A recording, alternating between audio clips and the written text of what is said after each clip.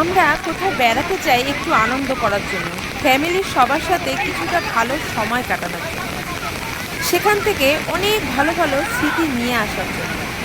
But সেই জায়গায় যদি ঠিক উল্টোটা হয়, বেড়াতে গিয়ে ঠিক এই রকম বিপদে পড়তে হয়, ভাবলেই কেমন গা শিউরে উঠছে, তাই না?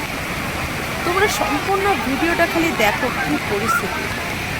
জল জ্যান্ত নটা মানুষ জলে কেমনভাবে ভেসে যায়।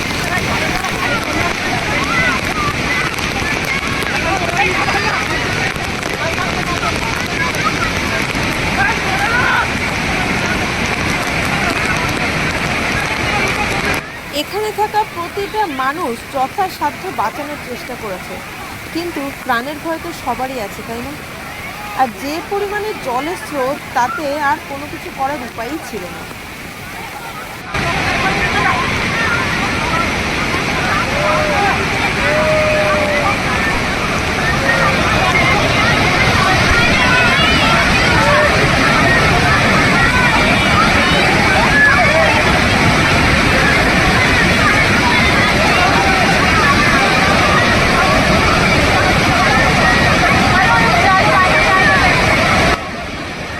ঘুরতে হয়তো আমরা সবাই ভালোবাসি, আমি তো ভীষণই ভালোবাসি, তাই হয়তো আমি ট্রাভেল ব্লগার।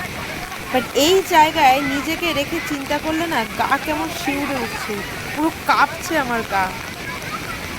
জাস্ট মানে আর কিছু বলার নেই, নিজেকে যখন এই জায়গায় চিন্তা করছি না, পুরো বাকরুদ্ধ হয়ে পড়ছি আমি।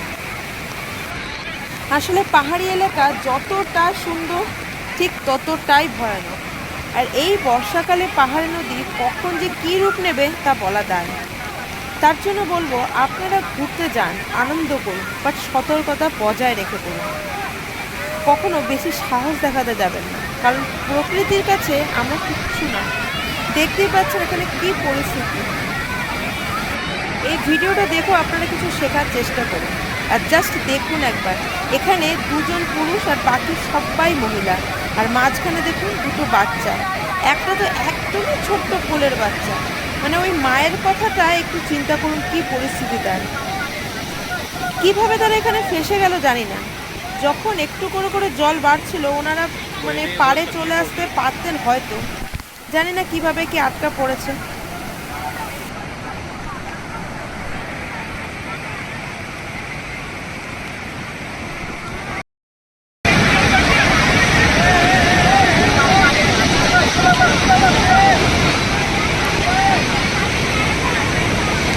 कोई भी बहुत तकलीफ होगी।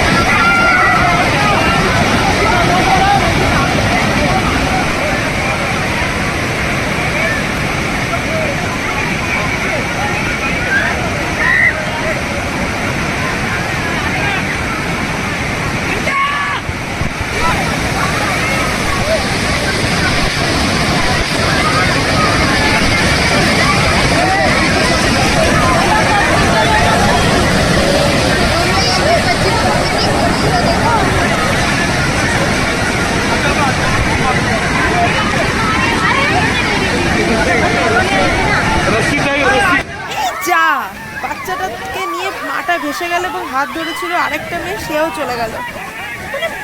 উফ, এটা দেখার মতন নয়।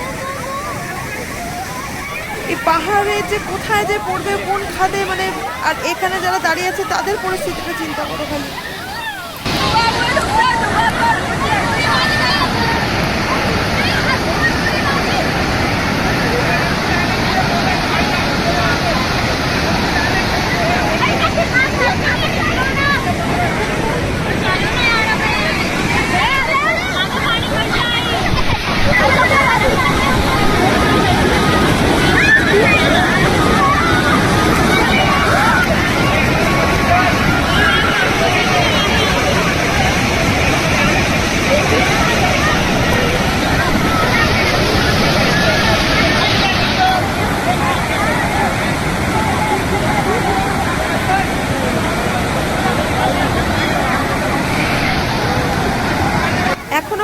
যারা এখানে দাঁড়িয়ে আছেন তারাও বেশিক্ষণ থাকতে পারবে না, কারণ থাকা সম্ভবও না।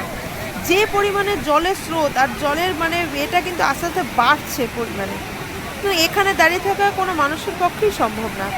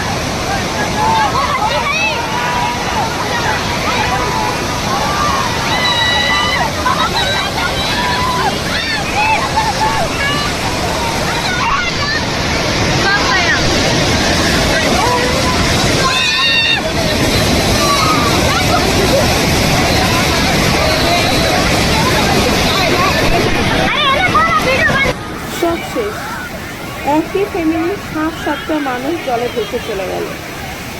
শেষ ম্যাচে কি হলো কে জানে, আর জানা যায়নি।